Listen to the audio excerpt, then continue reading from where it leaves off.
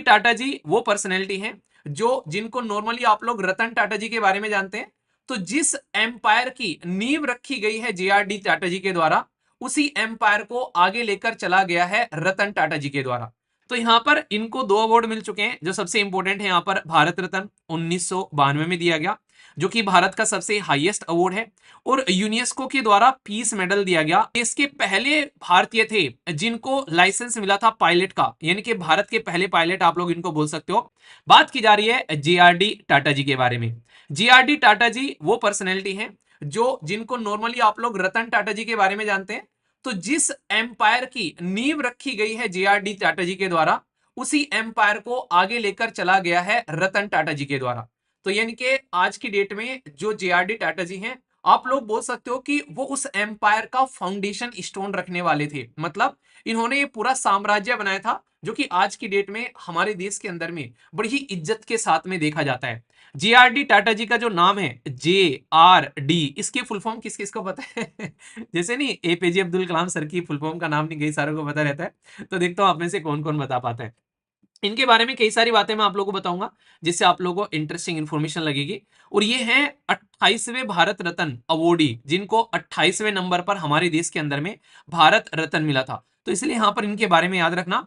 और इनको father of Indian civil aviation भी बोला जाता है। यानी कि जहाज जो आज की डेट में हमारे देश के अंदर में एक बहुत बड़ा इंडस्ट्री बन चुकी है, एक बहुत ही ग्रोइंग इंडस्ट्री है हमारे देश के अंदर में। उड़े देश का आम नागरिक आप लोगों ने देखा होगा। एक मूवी मैंने बताई थी आप लोगों को, कौन सी थी यहाँ पर, सरफिरा। वो मूवी जरूर देखना, आप लोगों का मजा आ जाएगा देखे। किस किसी ने देखी है? अक्षय कुमार वाली। भाई मतलब दिल छू गया। मैंने बोला था ना उस मूवी में 2 बार रो दिया भाई साहब, इतनी इमोशनल लगी मुझे वो मूवी। तो यहाँ पर इनको 2 अवार्ड मिल चुके हैं। जो सबसे इंपॉर्टेंट है, यहाँ पर भारत रत्न 1992 में दिया गया, जो कि भारत का सबसे हाईएस्ट अवार्ड है। और यूनेस्को के द्वारा पीस मेडल दिया गया 1983 में यहाँ पर, जो कि यहाँ पर इंटरनेशनल लेवल पर पीस और सोशल डेवलपमेंट को कैसे लेकर चलते हैं, यानी कि इस समाज को कैसे आप लोग सुधारते हैं अपने जो बेसिकली रिसोर्सेज हैं उनके द्वारा। तो उसके चलते यहाँ पर ये चीजें देखने को मिली, इसलिए यहाँ पर इनको वोट दिया गया। यानी कि भारत में भी इनके काम को सराहा गया और दुनिया में भी इनके काम को सराहाया गया। बात करें अगर यहाँ पर इनका पूरा नाम है, अगर आप लोगों के सामने देखेंगे तो जो इंपॉर्टेंट पर्सनैलिटी है, ये आप लोग के बेसिकली सिलेबस का भी पार्ट है। तो पूरा नाम, थोड़ा सा इंफॉर्मेशन उसके बारे में जरूर होना चाहिए, क्योंकि कई बार इनकी कोटेशंस या फिर इनके एग्जांपल्स देकर आप लोग अच्छे मार्क्स गेन कर सकते हो। नाम है जहांगीर रतनजी दादा भाई टाटा। ठीक है, तो यहाँ पर इनका नाम याद रखना। तो ये इनका जन्म, 2 इंटरेस्टिंग चीज मुझे देखने को मिली जब ये पूरा सेशन तैयार हो रहा था। तो उसमें एक तो इनका जन्म और दूसरा इनका मरण। तो यहां पर दोनों आप लोगों को देखने को मिलेगा देश के बाहर हुई। यानी कि पेरिस फ्रांस में इनका जन्म हुआ 29 जुलाई 1904 में। यानी कि जब देश को बंगाल का विभाजन किया गया, बस उससे 1 साल पहले की बात की जा रही है। ठीक है, साथ ही साथ में नवंबर 29, यानी कि आज है 27, अब से 2 दिन बाद में यहां पर इनकी जो डेथ एनिवर्सरी सेलिब्रेट की जाएगी। और ये इनकी हुई जनेवा स्विट्जरलैंड के अंदर में। तो ये दोनों ही चीजें आप लोग को देश के बाहर देखने को मिली। ये एक बहुत बड़े उद्योगपति थे। एविएशन फील्ड में ये उसकी नींव रखने वाले थे।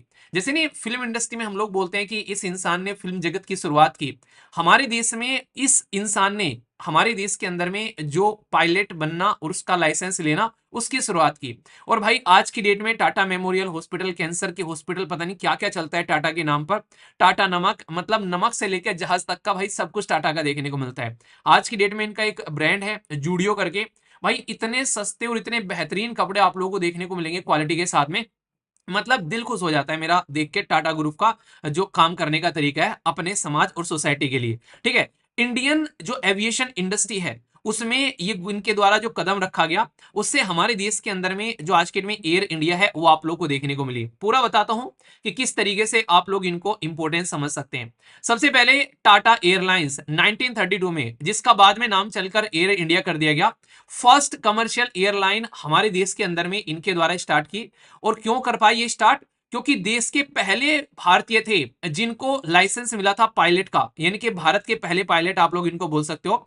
वो भी 1929 में। समझ रहे हैं आप लोग, जब तक हमारा देश आजाद भी नहीं हुआ था तब तक ये देश के पहले भारतीय बन गए थे। ये चीज आप लोग यहां पर समझ सकते हैं। इंडस्ट्रियल लीडर आप लोग बोल सकते हैं, क्योंकि इनके द्वारा टाटा ग्रुप को 50 साल 1938 से लेकर 1991 तक का इन्होंने अलग अलग सेक्टर में, स्टील, ऑटोमोबाइल, केमिकल, सॉफ्टवेयर, आप लोग देखते हैं ना टाटा मोटर्स गाड़ी के फील्ड में, टाटा कंसल्टेंसी सॉफ्टवेयर के फील्ड में, टाटा टी आप लोग सुबह सुबह इसको एंजॉय करते ही हो, ठीक है। ताजमहल टाटा क्या चलते हैं।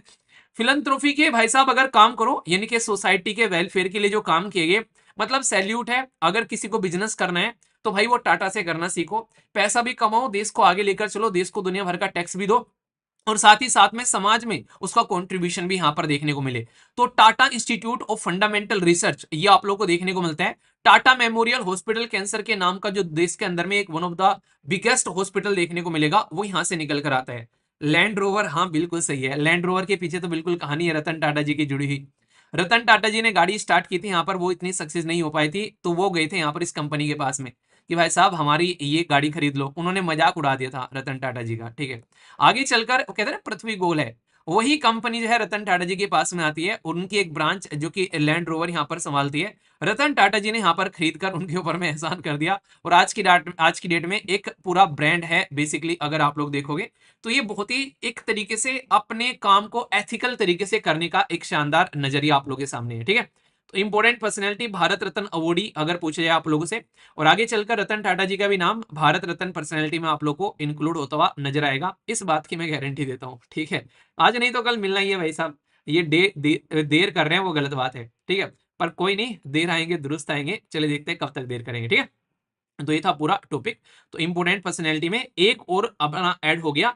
अभी टोटल मिलाकर आप लोगों के सामने मैंने आप लोगों की मतलब 28 भारत रत्न पर्सनैलिटी हम लोग कवर कर चुके हैं। ये 28 थी, इससे पहले 27 ऑलरेडी कवर हो गई थी, ठीक है। तो एक एक करके डेली देख लेते हैं। अगर थोड़ा सा और टाइम निकाल लिया करो, इनके बारे में थोड़ा सा बैकएंड में जाकर और पढ़ लिया करो, तो आप लोगों को थोड़ा सा और नॉलेज मिलेगी कि कैसे कैसे ये लोग काम करके गए हैं, ठीक है। टाटा नैनो एक बहुत ही बेहतरीन एक इन्वेंशन था, पर लेकिन समाज में इज्जत बेइज्जती के नाम की जो उसके साथ में जलेबी चिपकाई गई। भाई साहब एक इंसान जो कि चाह रहा था कि middle class lower middle class गाड़ी में घूमे, भाई साहब उनका सपना डिस्ट्रॉय कर दिया यहाँ पर इन लोगों के द्वारा, उसकी इमेज खराब करके। हाँ टाटा लकटकिया नैनो पता नहीं क्या क्या बोल दिया।